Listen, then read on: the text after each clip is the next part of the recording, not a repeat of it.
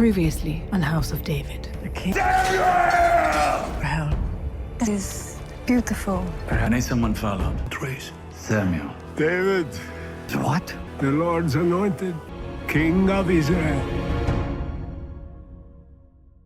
Episode 4 begins with David waking up near a lake, disoriented and unsure of his location.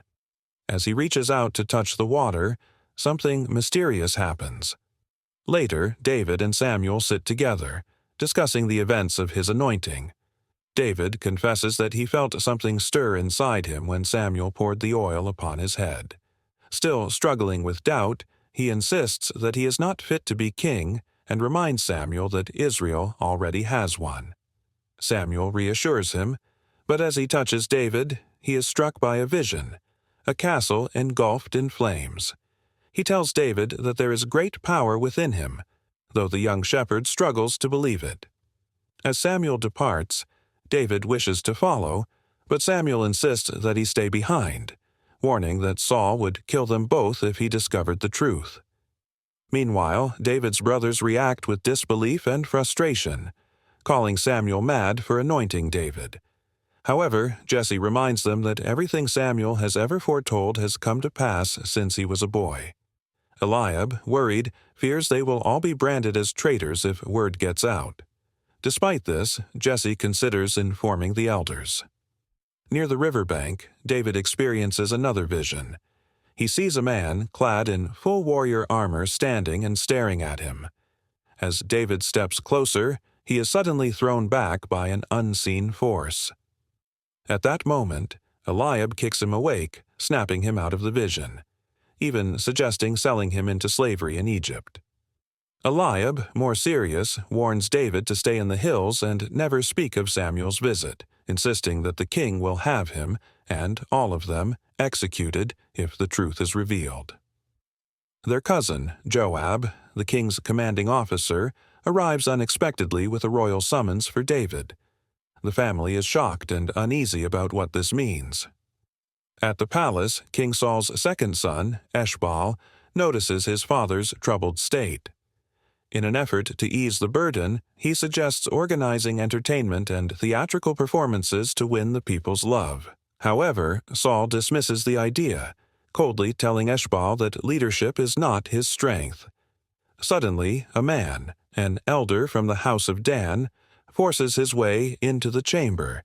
He accuses Eshbaal of defiling his daughter and demands that he marry her to unite their houses. Eshbaal vehemently refuses, leading to a heated argument.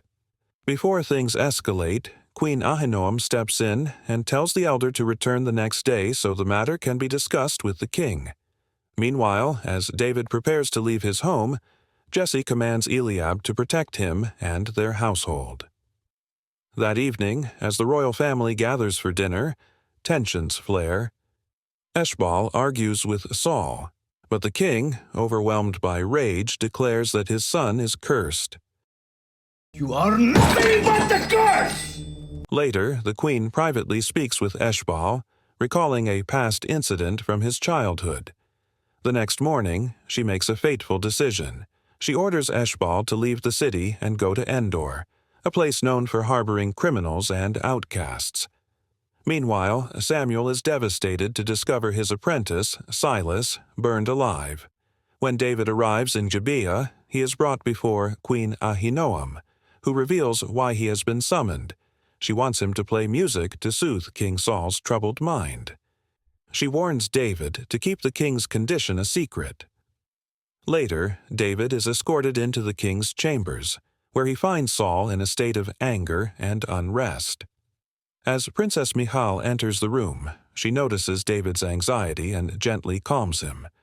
David then begins to play his harp, and his sorrowful yet beautiful melody fills the room.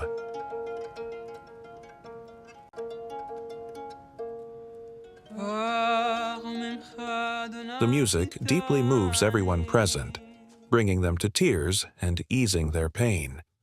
Afterward, Eliab warns David not to get too comfortable at the palace, particularly about his growing interactions with the princess. Meanwhile, a mysterious witch warns the queen about David, saying that although he brings light, he also carries darkness within him. Despite Eliab's warnings, David begins wandering the palace late at night, drawn to a hidden study filled with ancient scrolls. He is startled when Princess Michal suddenly appears. Though she tells him he shouldn't be there, she ultimately invites him to stay. She shows him the ancient scrolls containing the songs of Moses, but is surprised to learn that David cannot read. Curious, she reads the lyrics aloud to him and wonders what the songs would sound like if put to music. The next morning, David surprises everyone by playing the songs of Moses for King Saul in the palace garden. Princess Michal, deeply moved, watches in awe. David sings the song with such beauty that even Saul, in his troubled state, praises him. Meanwhile, Joab and Eliab are summoned to the Lord Commander's chamber, where they are informed that a newly anointed king has been chosen from the tribe of Judah. They are tasked with executing the supposed pretender to the throne.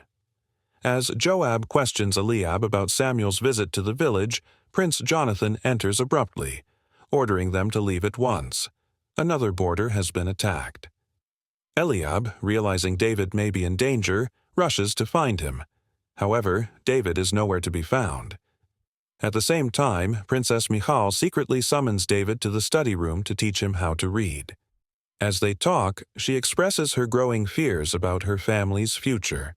She believes they are no longer God's favored, but David reassures her that his music will bring comfort to both her and the king. Michal then writes his name on a scroll, gifting it to him.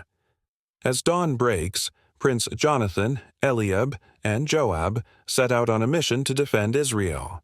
Meanwhile, Samuel reunites with his wife, Helah, relieved to find her unharmed. He warns her, revealing that Saul has ordered his death and they must leave immediately. Elsewhere, Eshbal's carriage is ambushed and set ablaze by an unknown assailant. As the flames engulf his transport, a shadowy figure appears and orders him to follow.